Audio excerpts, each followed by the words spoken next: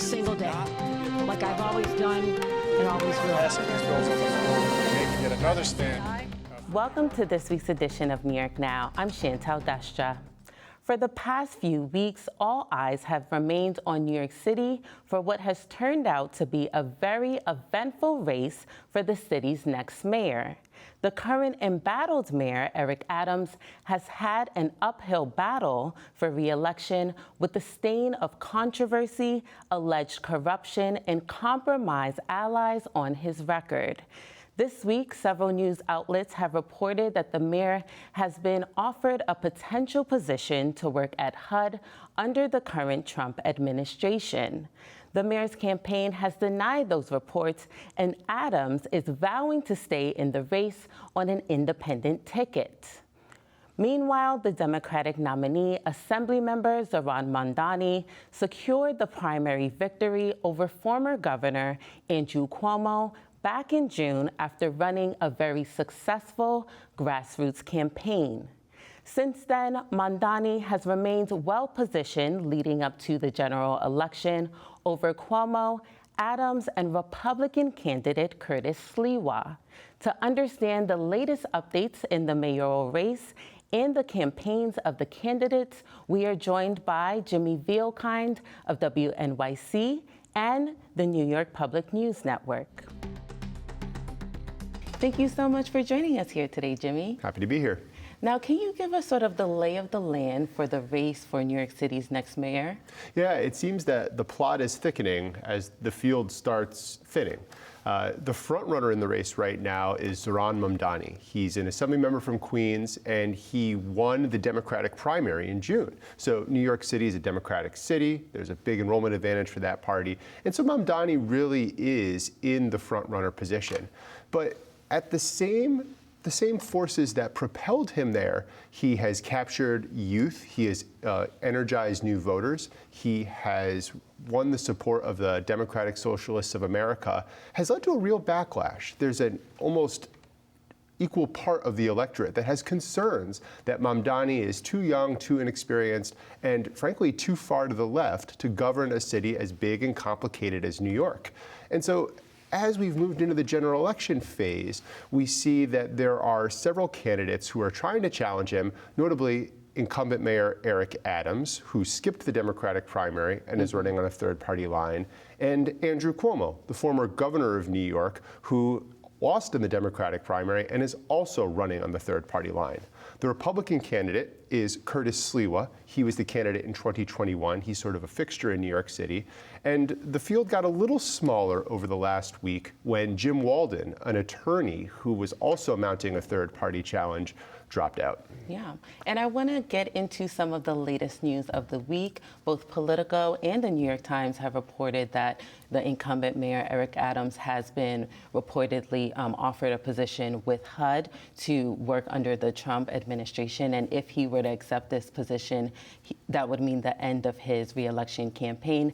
The mayor has come out and denied that reporting and has vowed to stay in the race. So what do you make of these developments and that response from the mayor? Well, I think it's just a reminder that there's one giant wild card in this election, and kind of in life, and that's Donald Trump. So Trump is now a Florida voter, but he was born and raised in New York. He has major business interests in New York, and people close to him say that he cares deeply about the race for New York City mayor. He has expressed displeasure with Zohran Mamdani. He says he doesn't want him to take over the city.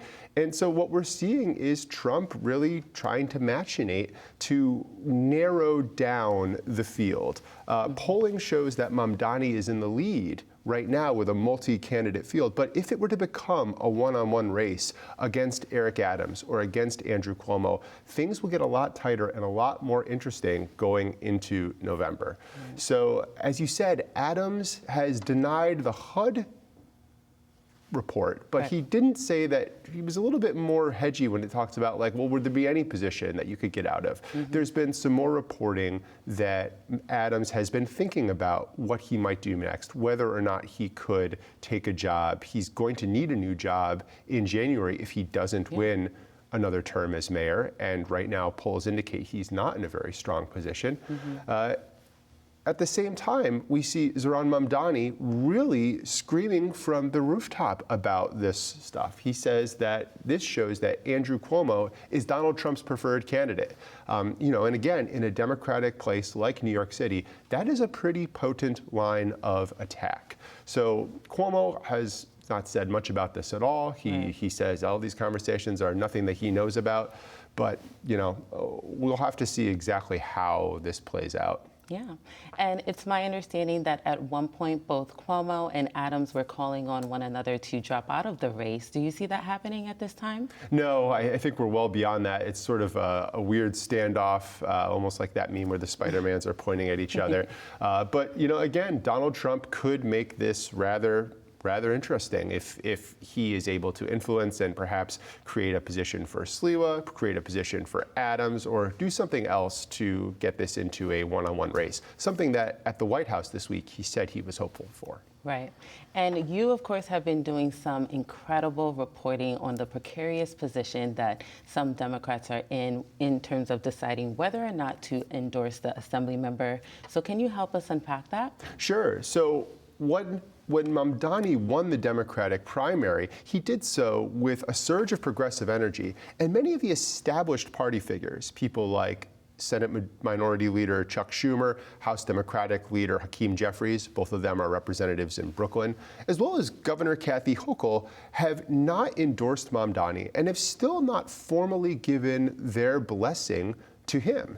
Now, he is the Democratic primary winner. So these top Democrats, it's a little bit odd. But it is something of a delicate dance because all those officials tend to be much more centrist in their politics. And each of them have kind of their own calculations as to whether a nod would be appropriate or not. Yeah. What would you say are the key issues at play here? Well, so it depends upon the person. Hochul seems to have been the warmest toward Mamdani. She is up for re-election next year. She is a moderate, and she sees a lot of excitement in the party's base that Mamdani could potentially be very helpful in delivering. So there's been no formal endorsement, but my understanding is that the teams for both the governor and Mamdani are talking regularly. Just this last week, we saw Mamdani outside a school praising Governor Hochul's signature accomplishment, which was a bell-to-bell ban on internet-connected smart devices in schools. And we've seen Hochul defend him multiple times. So the expectation is that something will come together with them. Jeffries has a slightly different calculation. His goal is a national goal in that he wants to shepherd Democrats into the House majority in the upcoming elections. And to do that, he's going to need to win in marginal districts, suburban districts, not just in New York State, but across the country. And in many of these districts, voters are a little bit more concerned about some of Mamdani's far-left policies. They're concerned about his association with the Democratic Socialists of America. In New York, we've seen some of those moderate members who are in the battleground districts, Laura Gillen and Tom Suozzi, say that Mamdani should leave the Democratic Party, form his own party. So Jeffries really needs to balance those interests of candidates running across the country in swing districts with sort of his politics back home.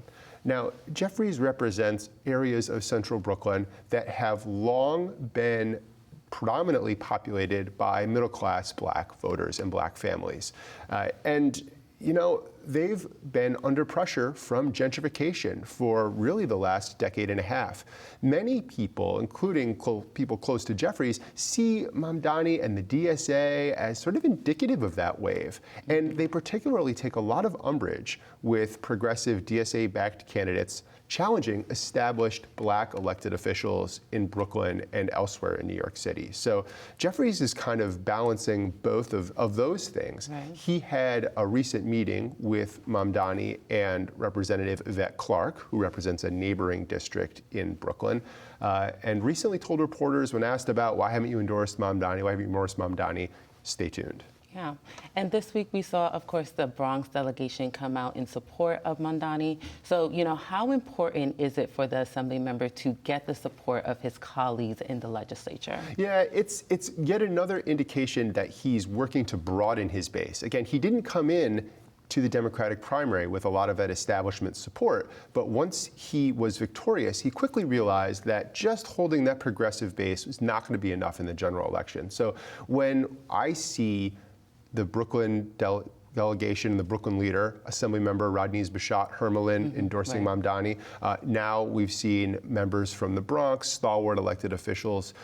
All of that speaks to a broadening of Mamdani's appeal and to sort of the democratic machinery of New York City starting to kick in behind Mamdani. Again, these are people and entities that were not with him in the Democratic primary, but will theoretically be helping him to some degree in the general election. So I don't know that that is earth-shattering, but it's certainly good, and I expect we're going to see more of it, including potential endorsements from some of those top officials that we just talked about.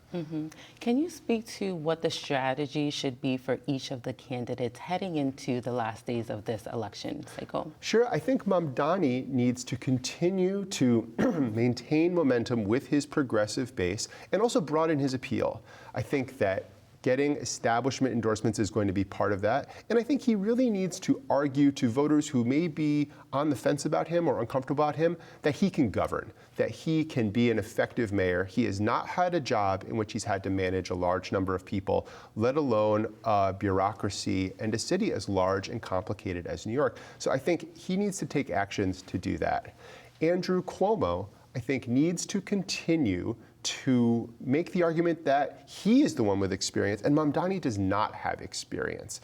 So Cuomo has been attacking Mamdani. He has been questioning his policies and the policies of the Democratic Socialists of America. These are things like support for legalizing prostitution or changes to policing that would result in possible reductions in force or the disbanding of certain NYPD units. Whenever Cuomo can raise the conversation and make it about some of these policy positions, he can present the question to voters as to whether or not they really want to be with Mamdani.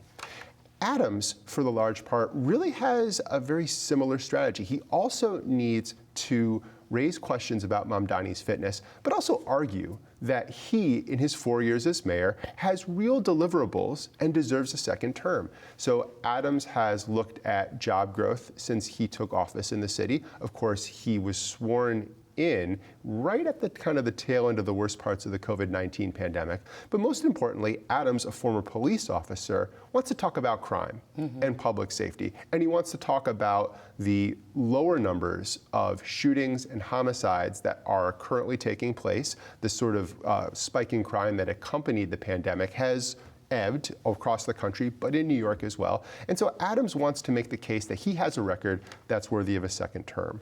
And then Curtis Sliwa needs to energize the Republican base and point out all the flaws in the Democratic candidates. Adams, of course, has grappled with federal corruption investigations. There was very recently an indictment of a top official in the Adams administration. So Sliwa has lots of ammunition to work with. He can also remind voters about Andrew Cuomo's past scandals.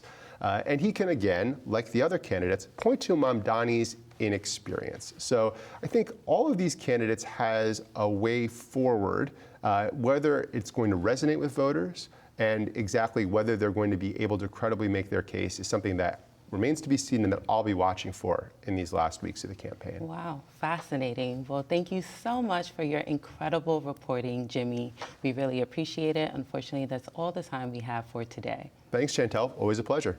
And we were speaking with Jimmy Vilkine of WNYC and the New York Public News Network. Now turning to our next topic. The annual New York State Fair is back and better than ever this year, and our Elise Klein took a day trip to the fair on Beef Day to experience the new attractions as well as some fan favorites. Let's take a look.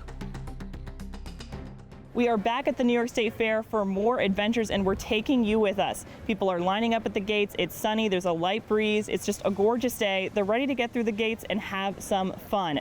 This year, the fair turns 184 years old. It was first inaugurated in 1841. Today, we're going to check out some performers and see some new and old attractions and, of course, try a few rides. So let's get started. Each day of the 12-day fair has themes. Today's theme is Beef Day. Beef Day, celebrating its 30th anniversary, highlights the state's beef industry with a variety of activities. This includes free cow ear headbands, an interactive booth, a dairy birthing tent featuring adorable baby cows, and the Supreme Show, a livestock event featuring the best female cattle from counties across the state. Richard Ball, the commissioner of the New York State Department of Agriculture, says Beef Day highlights an important part of the state's agriculture. Beef is a growing industry in New York. We haven't reached the point where we've saturated the market in any way. So really great to celebrate beef today down at the beef barn. They're going to be doing some shows, and you'll see some great animals down there. Ashley Scoons, the executive director of the New York Beef Council, says Beef Day is a great opportunity to bring awareness to the state's beef producers and farmers. It gives our producers and beef farmers a great opportunity to advocate for the industry, to advocate what they're doing, kind of create community and share about the great job they're doing raising animals to feed the community. The Supreme Show is one of the main events of Beef Day, featuring the state's best female cattle. Zach Welker, president of the New York Beef Producers Association, says the winners of the show can enhance their production by gaining more attention with the public and the judges. It's a good marketing tool for cattle to be here and be seen for their operations. Those cattle that won a banner for the Supreme Female Show in particular have already been seen at a different county fair by judges and different breeders, so that's a great marketing tool when you're trying to sell genetics or promote maybe your freezer beef trade or whatever makeup of your business is. Piper Somerville, a showman for Co., a female Shorthorn Plus competing in the Supreme Show, says getting to this level at the New York State Fair is very exciting after placing first in the Genesee County Fair competition. We're very excited for that win because we've never been here at this level for the Supreme Drive, so we're excited for that. Somerville says they spent a lot of time preparing her for the big competition. It's always an early morning. We always start by washing our calves and then getting them completely dry, and then they get fit. So they basically get a whole bunch of paint and glue in themselves to get them bloomy and ready for the show ring. So we call that fitting, and then we do a little bit of clipping on her and then put some shine on her and get her just ready for the ring. Somerville says Co. is always ready to strut her stuff when it comes time for the show. Oh my gosh, this girl is crazy, like in a good way. She is just the calmest thing ever. She's been my partner in crime in terms of showmanship, so that's how I show the animal. She's just a complete puppy dog, and it's won me some very big shows with how calm she is, and I just love her so much for that. Somerville says Co. won her class of a crossbreed heifer, but she didn't get an overall award. She says she did very well, and she's proud of all of her success. In addition to special fair days, the fair has popular attractions each year, such as the butter sculpture and a variety of animal barns. One of the fair's most popular attractions is the Hollywood Racing Pigs. Crystal Corona says the Hollywood Racing Pigs have been around as long as she can remember, and she's always been a part of it. I've always been participating, with it being a family business, kind of being born into what we do. I've always been out here since I was a kid, and I've loved it since I was a kid. And like I said, it's become a really big part of our family. Corona says her family has a history of working with animals and entertaining, so the racing pigs have been a perfect fit. So pig racing is definitely not a new thing. It's kind of a family tradition for many, many years in history at the fair. So I think with us being entertainers and animal lovers, we've combined it and it worked out really well for our family. The full-grown miniature potbelly pigs participate in 2 races, one with 2 of them and the other with 6 of them. There are multiple races per day, and the pigs love it. Corona says the pigs have been in their family for a few years. When they're racing, they have both feet forward, I'll say. They are definitely on a mission to get around this track, and I have seen them get a little competitive. As much as the pigs love running, the crowd loves watching. We watched the 3 p.m. race where number 1, Ari Hama Grande, crossed the finish line with speed, winning the race. Well, that was really exciting to watch, and these animals are not the only ones ready to put on a show. The Canine Stars Stunt Dog Show this year comes to the fair for the first time, and I'm dying to see it, so let's go check it out. The Canine Stars Stunt Dog Show have performed around the world and on the 2021 season of America's Got Talent. Ethan Wilhelm started the Canine Stars Stunt Dog Show with his wife in 2012. The show features dogs rescued from euthanasia. We wanted to start something where we could not only promote pet adoption, but also promote healthy lifestyles with your pets at home. People can come out here and we kind of teach you a couple things during the show and show how important it is that your dog is getting proper nutrition and exercise, and how important just having a positive relationship with your dog is. The performing pups have been to America's Got Talent, Nickelodeon, The Nick Cannon Show, and now the New York State Fair. They're kind of little superstars. Our motto is "My rescue is a rock star," so we like the dogs to kind of live like rock stars too.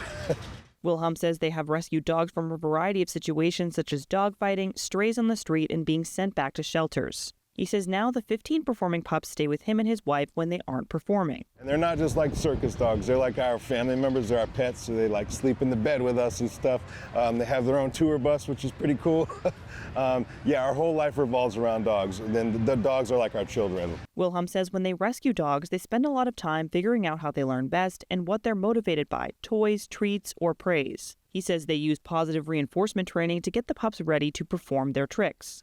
That means like every time the dogs do what we want them to do, they get a reward for it. Whether it's treats, we use like really high, they get like Nick is getting brisket and hot dogs right now. They also love toys, frisbees. A lot of them will do it just for praise. Wilhelm says this type of training is important because some of the tricks are dangerous. One trick with a pup called Shazam involves her jumping over 8 feet and being caught by Wilhelm. You can't force a dog to do that, so we have to build a slow bond of trust with the dogs, and we do that with positive reinforcement. That's how the dogs are able to trust us, that we're going to catch them and they can make that big leap. And some of the other stuff is, like jumping in the pool, a lot of dogs are really nervous about doing that, so they have to trust us that we're going to do a good throw, and they trust us that it's okay to jump in there. They know it's going to be a positive thing for them. Wilhelm says at the fair they've had some of the biggest crowds of their year, and the dogs love it. When they hear people cheering for them, it lights a fire in them, and they jump higher and they run faster, so they're really loving being here at the New York State Fair. Sarah Schenkenberger, an audience member at the fair who was splashed by some of the pool tricks, says even though she got wet, she thought the performance was very entertaining. I kind of anticipated it would happen standing right here, so it was really cool, and it's nice to see that rescue dogs are being, taken care of and used for, good things like this. For Debbie Furlong, it was her first time at the fair, and she says she was blown away. I thought the show was fantastic, and it's nice, cool weather, and we've seen them on America's Got Talent, and I thought that was interesting then. We just saw some really brave pups flip and fly through the air, and I think I'd like to try some flying myself, so let's go check out some rides. Every year, the New York State Fair has a host of rides and games, from the classic Ferris wheel to the carousel and the swinging sea dragon. I decided to go on a caterpillar ride where I was joined by a number of fairgoers much smaller than me. When the ride got started, I put my hands up along with some other brave fairgoers.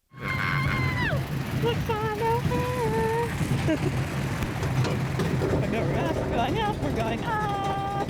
The ride had faster points where I could feel the wind blowing on my face and the excitement building into yelling as we turned corners. Well, that was certainly a lot of fun. I had a blast. I think some of the kids were probably a little braver than me on that last ride, but we're definitely going to go check out some food next because I've worked up an appetite. Let's go check out some of the options. There's a lot to choose from. The fair has food options around the entirety of the grounds. They have fair classics like funnel cakes, turkey legs, cotton candy, and popcorn.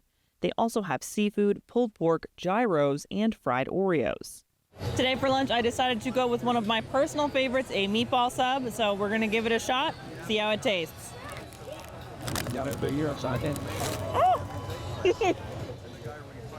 Okay. In addition to rides and food, another staple at the State Fair is their cultural villages. The Indian Village is one of the 4 culture villages at the fair where fairgoers can immerse themselves in different heritages. Keith Hill, the assistant superintendent of the Haudenosaunee Village, says the fair helps educate the public about Native American history. It brings people together, and we get to showcase who we are and that we're still here, and we educate them on things that people don't read about in textbooks. In the Indian Village, there are dance performances throughout the day, including some special days such as Seneca Day.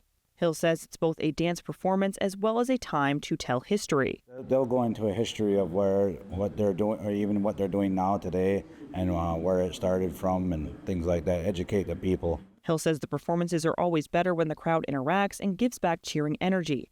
Sometimes fairgoers even dance along with the performers on the grass.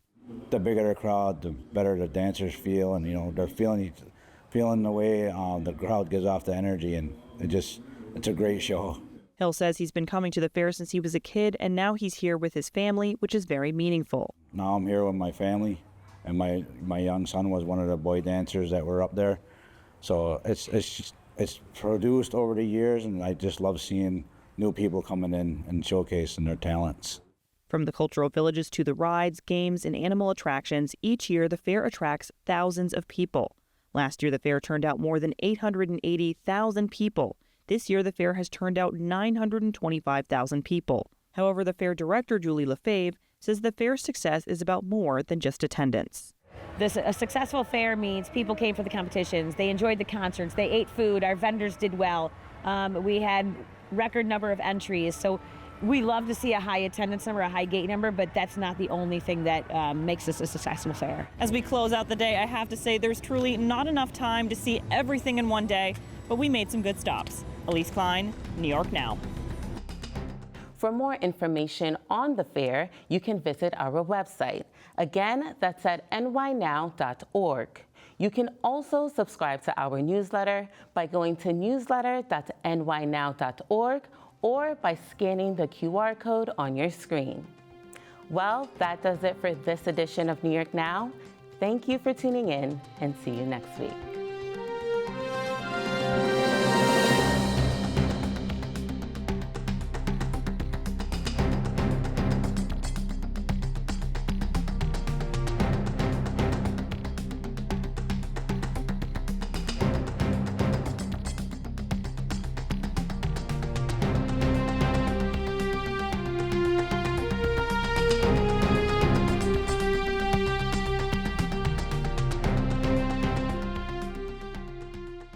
Funding for New York Now is provided by WNET,